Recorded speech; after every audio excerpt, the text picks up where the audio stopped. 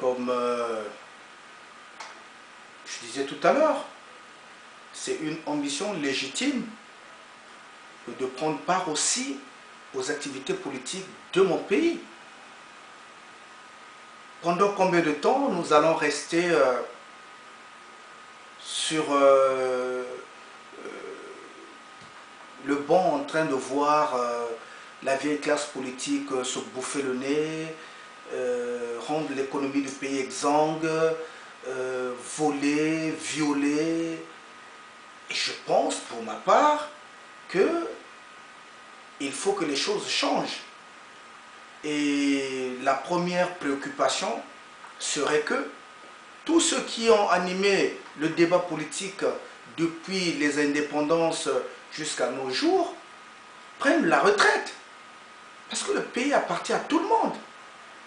Ils ont dirigé le pays et le résultat aujourd'hui, c'est que rien ne va. Et pourquoi on devrait prendre pour évangile, par exemple, les propos de Denis Sassou Nguesso, alors qu'il a déjà eu 25 ans de pouvoir et d'un curé notoire. Donc je dis très sincèrement et très honnêtement que Sassou n'a plus sa place au Congo. Le bonheur du Congo ne viendra pas de lui. Il est là exprès pour s'enrichir les poches, donner de la santé économique et financière à sa famille, c'est-à-dire ses enfants, ses neveux, sa belle famille et consorts. Alors que le pays appartient à tout le monde.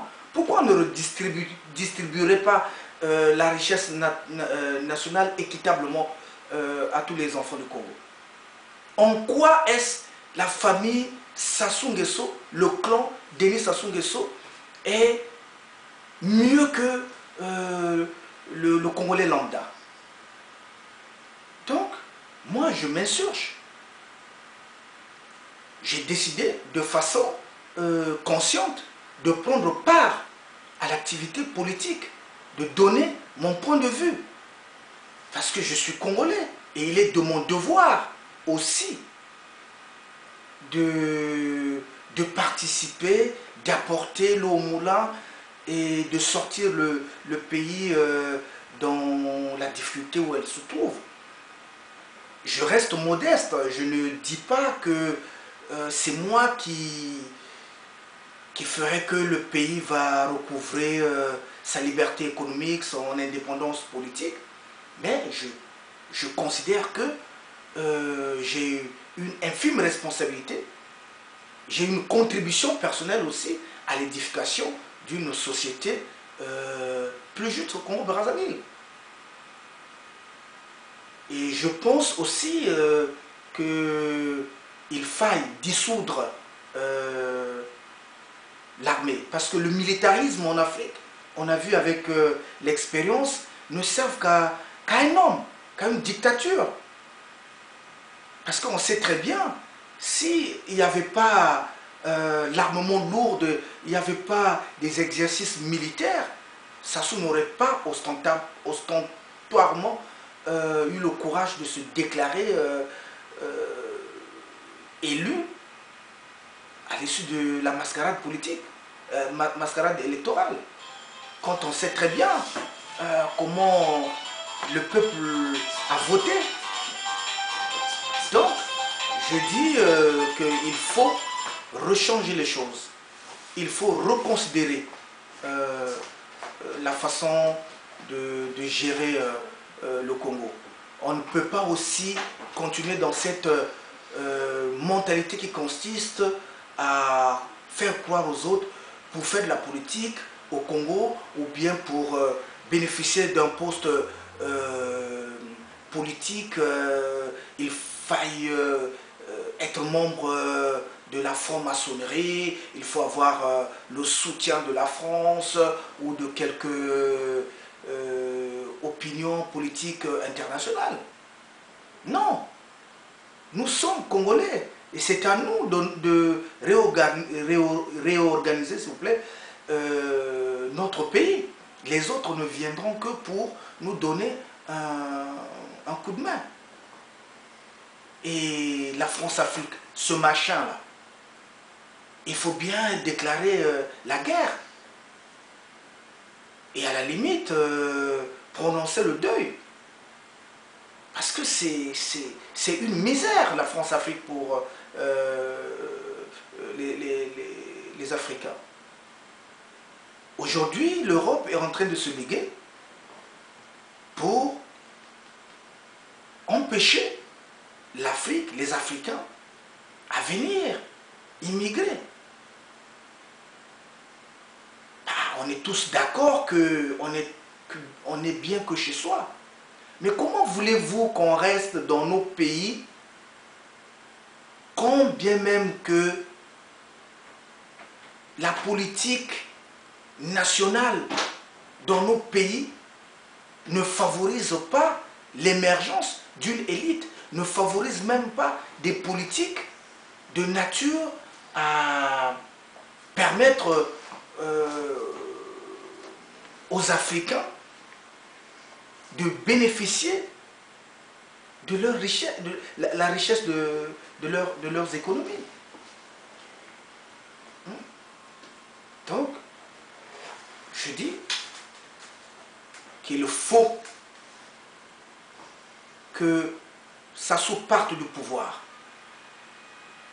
Et nous n'accepterons pas aussi, sous aucun prétexte, que son fils ou son neveu le remplace, parce que le Congo n'est pas une dynastie, hein. C'est une république.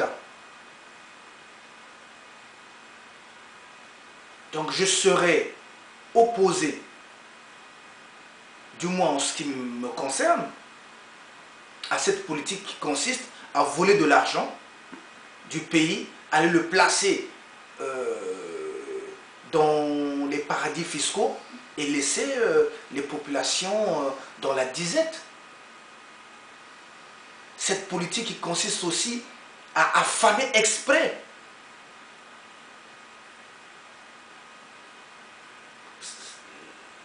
sa population pour mieux la contrôler. Parce que qu'est-ce qu'on a vu? Il y a des gens qui ont pris 2000 francs et un t-shirt.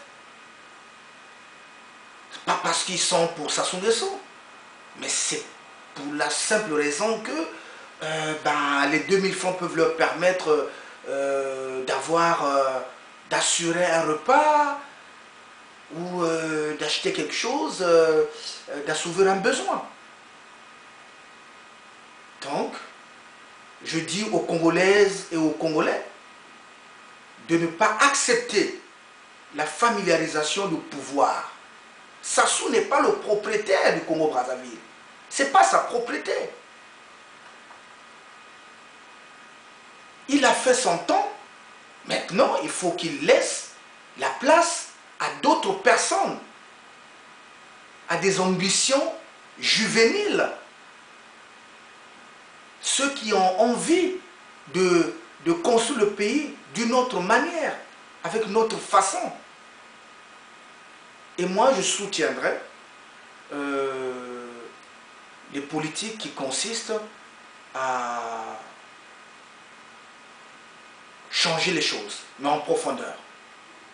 La redistribution de la richesse du Congo à tous les Congolais. Ça, c'est une politique normale, juste. Voilà ce que j'avais à dire. Et j'espère que l'avenir nous portera chance pour voir le pays libéré de la dictature.